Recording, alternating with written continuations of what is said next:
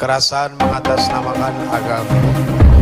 Tapi ya, kita juga ternyata punya kewajiban untuk menjelaskan kenapa kok judulnya seperti ini. Sahabat, kita ini baru pulang dari peperangan yang kecil menuju peperangan yang besar. Kaget bu para sahabat. Hah? Sahabat nanya, ini perang yang mana lagi ya Rasul? Apakah akan ada perang yang lebih hebat dari apa yang sudah dialami? Ada. Apa kata Rasul? Jihadun nafs, perang melawan hawa nafsu. Maksudnya apa?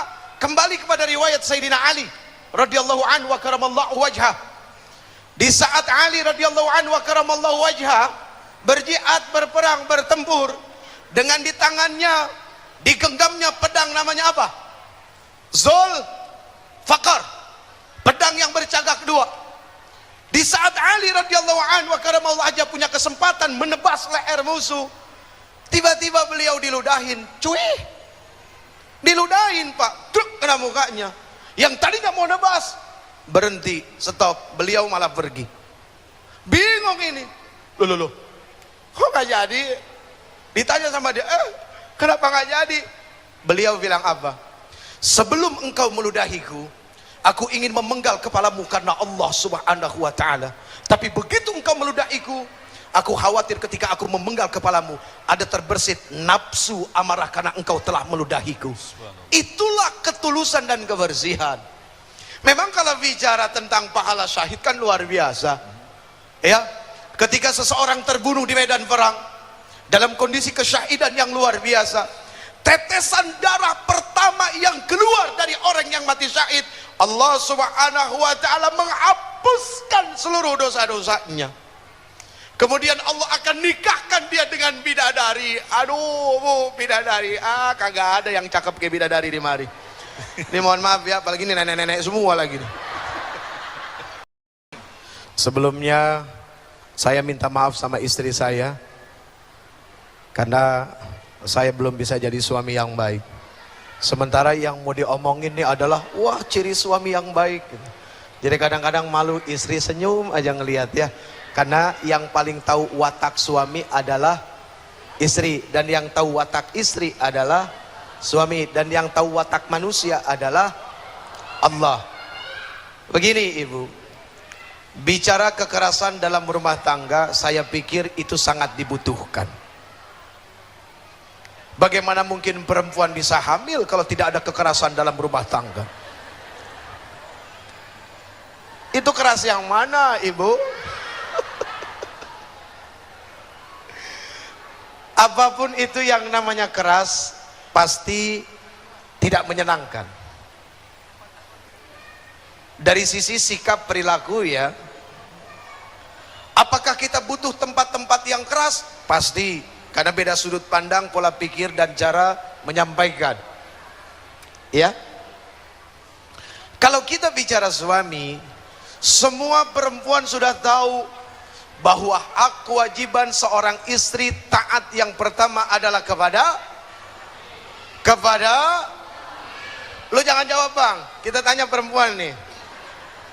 Perempuan udah pada tahu, udah sadar, udah pada belajar dari sononya. Sebelum nikah juga udah pada tahu bahwa ketika seorang perempuan dinikahi, maka dia menjadi hak mutlak milik. Artinya ketaatan siapa dulu yang wajib ditaati? Bicara manusia adalah suaminya. Karena apa? Kan sudah ada pemberian secara totalitas. Saya nikahkan kamu dengan anak saya. Diserahkan tuh sama orang tuanya. Kemudian si suaminya juga menjawab, saya terima nikahnya Fulanah binti Fulan dengan mas kawin seperangkat alat-alat berat dibayar tunai. Jelas? Yang dimaksud alat-alat berat mau kena bang, mau kena itu ringan, prakteknya berat. Artinya apa? Perempuan lebih senang ngebela-belain bawa alat make up ketimbang bawa mukena. Jelas? Nah sekarang urusannya apa? Ketika ada seorang suami melarang istrinya, sudah pasti yang pertama adalah ketaatan yang mesti dimunculkan dari seorang istri. Silakan Dalam satu hadis yang diriwayatkan At-Tabrani, Abu Daud dari Abdullah bin Abbas radhiyallahu an tentang 10 wasiat Rasul kepada Fatimah di saat Fatimah mau menikah dengan Ali, itu ke-10-10-nya membuat perempuan menuju dalam surga Allah Subhanahu wa taala. Tapi ada satu yang Allah ingatkan di nomor 5 adalah apa? Yang terbaik dari itu semua adalah keridhaan suami. Hadirin di seluruh tanah air yang insya Allah dimuliakan Allah, amin. Khususnya jamaah di Mercu Buana. Ya kan masjidnya ibu yang nyebutin. Kalau kita ngomong soal kekerasan, memang ini adalah masalah yang very very complicated. Do you understand? Thank you. Begini deh, pernyataan secara pribadi diri saya yang silahkan didengar hari ini oleh seluruh umat Islam dan yang bukan Islam di tanah air ini. Saya nyatakan dan saya bersumpah atas nama Allah Subhanahu wa taala dan Rasulnya serta kemurnian agama Islam, bahwa Islam bukanlah agama kekerasan. Setuju? Jadi terus terang aja, kadang-kadang gue juga tersinggung kalau ada orang barat bilang Islam teroris. Jujur aja gue ngomong, tersinggung gak lo? Cuma mungkin cara tersinggung kita mesti elegan. Nah itu yang kita mesti ambil, gitu kan ya. Kalau bicara ketersinggungan, akhirnya kembali kepada karakteristik kita, sifat kita. Nih kita ini orang yang termasuk senang menyelesaikan masalah itu dengan cara apa? Ada satu keluarga punya anak 5, ibu bapaknya aja kadang-kadang bingung. Dari kelima anak ini kadang-kadang ada satu yang gak bisa ditebak jalan pikirannya, betul gak Bu? Nah saya termasuk yang itu, yang suka ngerepotin emak sama bapak saya.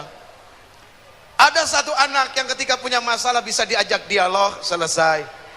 Ada satu anak yang ketika ada masalah nggak bisa diajak dialog, musuhan dulu Pak.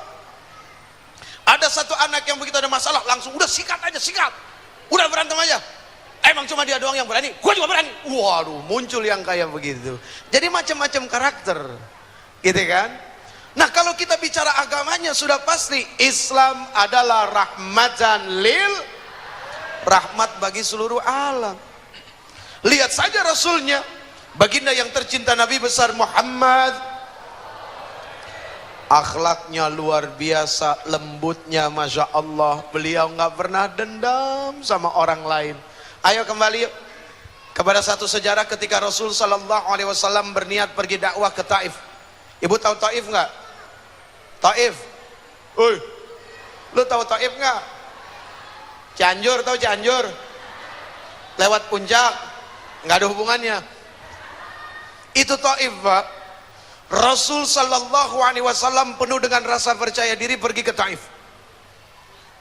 Berbaik sangka Rasul bahwa di Taif itu ada orang-orang yang akan mendengarkan dakwah Rasul Sallallahu Alaihi Wasallam. Tapi begitu Rasul sampai di Taif, ternyata apa yang terjadi? Semua tidak seperti yang dipikirkan oleh Rasul Sallallahu Alaihi Wasallam. Anak-anaknya nimpukin Rasul, yang besar ngeludahin Rasul. Mereka ngatain kalau Rasul itu orang gila, orang tidak waras, tukang sihir, pemecah belah, perusak, pembawa agama baru. Dikejar-kejar Rasul sampai Rasul lari bersembunyi di salah satu kebun kurma.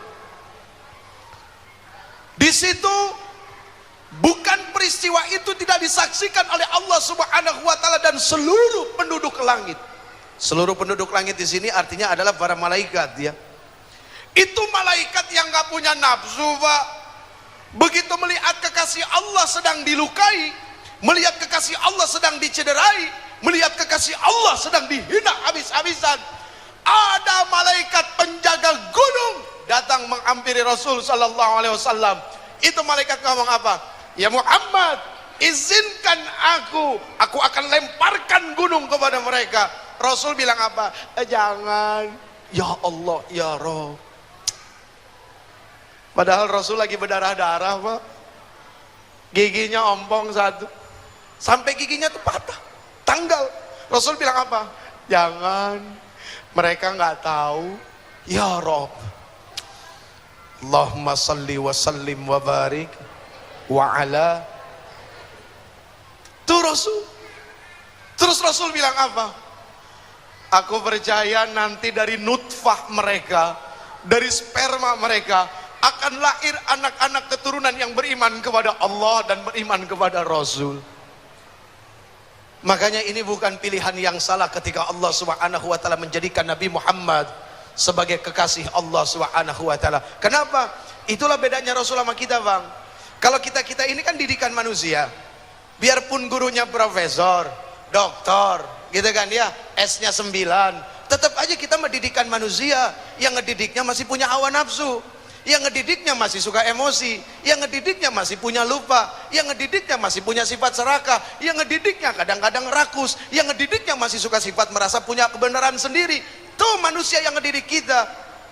Kita ini hasil didikan orang tua, sementara Rasul sallallahu alaihi wasallam hasil didikan siapa? Allah. Mana buktinya? Sebelum Rasul lahir, ayahnya Abdullah diwafatkan oleh Allah Subhanahu wa taala. Begitu Rasul lahir, tidak beberapa lama ibundanya diwafatkan oleh Allah Subhanahu wa taala. Kemudian dititipkan Rasul kepada kakeknya. Enggak lama kakeknya wafat, lalu kemudian dititipkan kepada pamannya. Tidak lama pamannya wafat.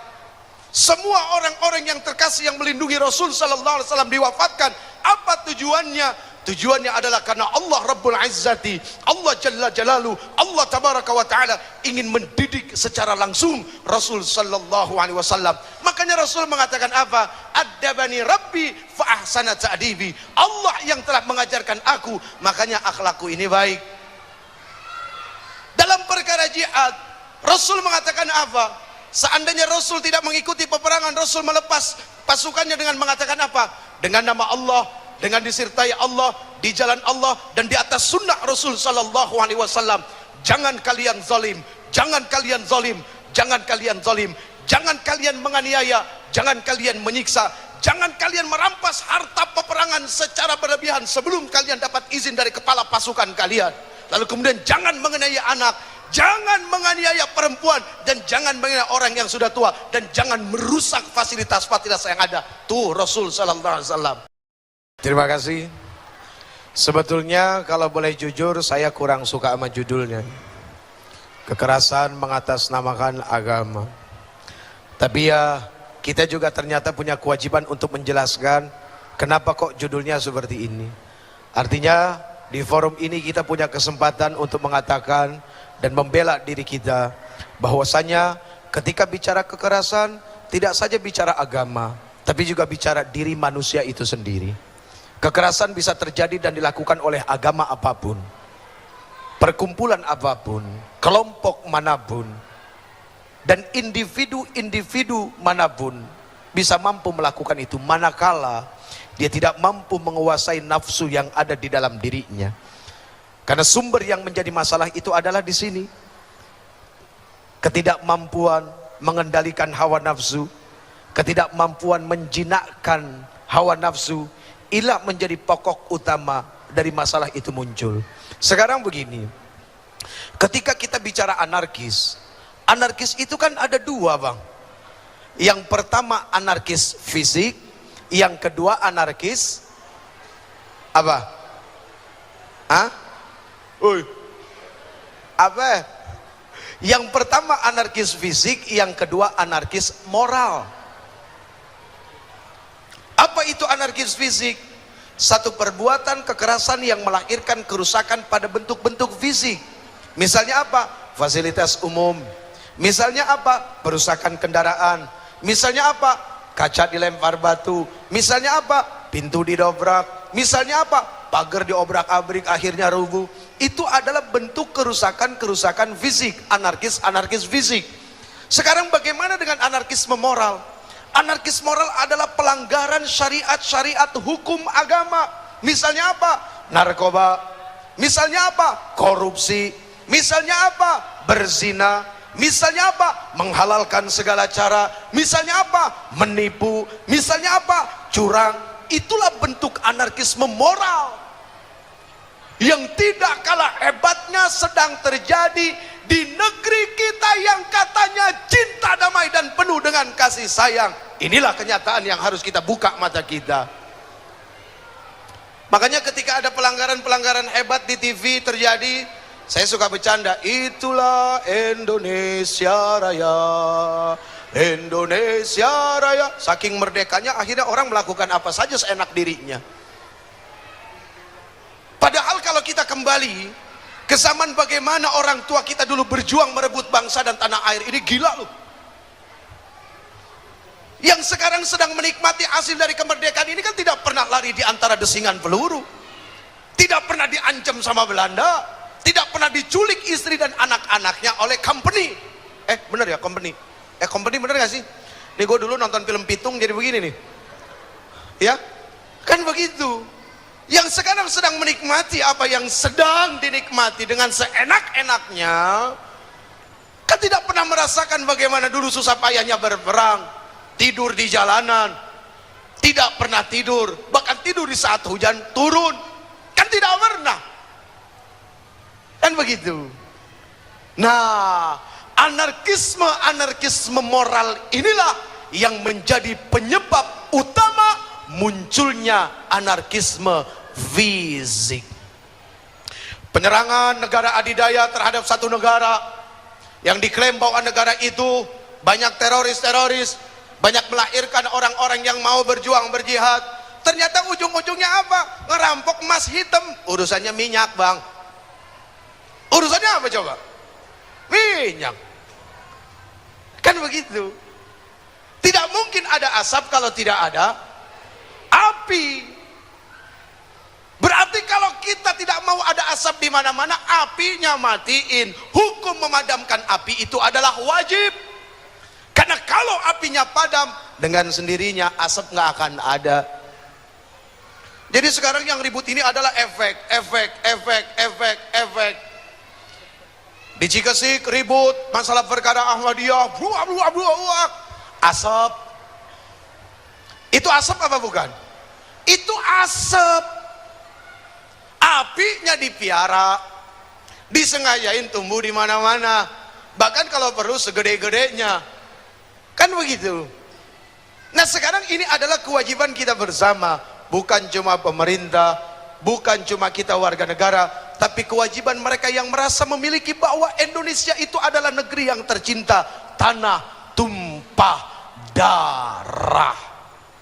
Ayo dengan semangat cinta dan kasih sayang, apapun yang akan terjadi, yang akan menggerogoti bangsa ini, bismillah dengan menyebut nama Allah, munculkan sifat Quran di dalam diri kita untuk menyelesaikan masalah. Apa itu yang dimaksud sifat Quran? Quran itu senantiasa bicara kasih sayang Allah. Quran itu senantiasa bicara kasih sayang Rasul sallallahu alaihi wasallam, kelembutan dalam dakwah, memahami sikap orang yang benci kepadanya, tidak memunculkan dendam, selalu bersabar, dan tidak pernah memulai peperangan kecuali membela diri. Kan waktu Rasul dianiaya dulu, dizolimi, diembargo dan segala macam, kumpul sama sahabat di Madinah. Kemudian sahabat bilang, udah ayo kita perang aja. Kata Rasul, nanti dulu, belum ada wahyu turun nyuruh kita perang. Kalau Rasul kan berbuat berdasarkan wahyu, iya kan? Berkata juga berdasarkan wahyu. Wa ma yantiqu 'anil ghawa in huwa illa wahyu yuha. Dan tidaklah Muhammad,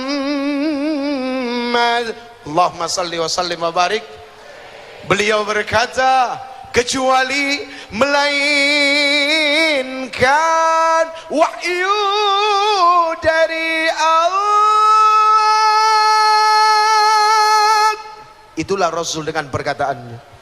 Bukan muncul dari hawa nafsu, akan tetapi merupakan wahyu daripada Allah Subhanahu wa taala. Jadi kalaupun terjadi peperangan, bukan karena memulai perang, tapi membela diri. Nah, perkara-perkara masalah-masalah yang muncul sekarang, yang ada di sana sini dengan tingkat kekerasan yang hebat, ini masalah yang gue juga pusing. Sebenarnya ini masalah apaan? Oh, yang apa sih ini? Gitu ya. Berarti ayo Tidak ada salahnya buat kita mengembalikan kepada apa yang namanya cinta dan kasih sayang. Jangan tunggu orang dulu. Kita kalau nunggu orang, kapan cinta dan kasih sayang itu muncul? Ada di dalam satu kitab yang judulnya Bustanul Arifin. Di situ ada perkataan-perkataan yang sangat luar biasa, Pak. Ketika kita melakukan kebaikan, sebelum orang melakukan kebaikan kepada kita, itu namanya kemuliaan. Saya ulang sekali lagi. Ketika kita melakukan kebaikan, sebelum kebaikan itu dilakukan, maka itu namanya kemuliaan atau keutamaan. Jelas? Tapi ketika kebaikan itu dilakukan, setelah kebaikan dilakukan, itu namanya balasan standar, emang kudunya begitu. Ya. Dan ketika kebaikan dilakukan setelah dia diperlakukan buruk, itu namanya murah hati. Rasul diburukin kayak apa tetap baik. Nah, yang kedua, ketika ada orang melakukan keburukan sebelum dia diperlakukan buruk, itu namanya kezaliman. Dan ketika seseorang melakukan keburukan setelah dia diperlakukan buruk, itu namanya balasan. Dan ketika seseorang melakukan keburukan setelah dia diperlakukan baik, itu namanya kurang ajar, nggak tahu diri. Sekarang mau pilih yang mana? Insya Allah kalimat terakhir dalam kitab Bustanul Arifin ini bisa jadi sebuah jawaban buat kita untuk menetralisir segala macam bentuk-bentuk kekerasan yang terjadi. Terserah Barat mau ngomong apa, terserah yang nggak suka dengan Islam mau ngomong apa. Hanya satu perlindungan kita, tidak ada perlindungan yang paling baik kecuali berlindung kepada Allah Subhanahu wa ta'ala. Tetap istiqomah, tetap berbuat baik, jangan menyerah dengan melakukan kasih sayang. Dengan begitu kita serius menunjukkan bahwa Islam adalah agama rahmatan lil alamin, bahwa Islam adalah agama cinta dengan perdamaian.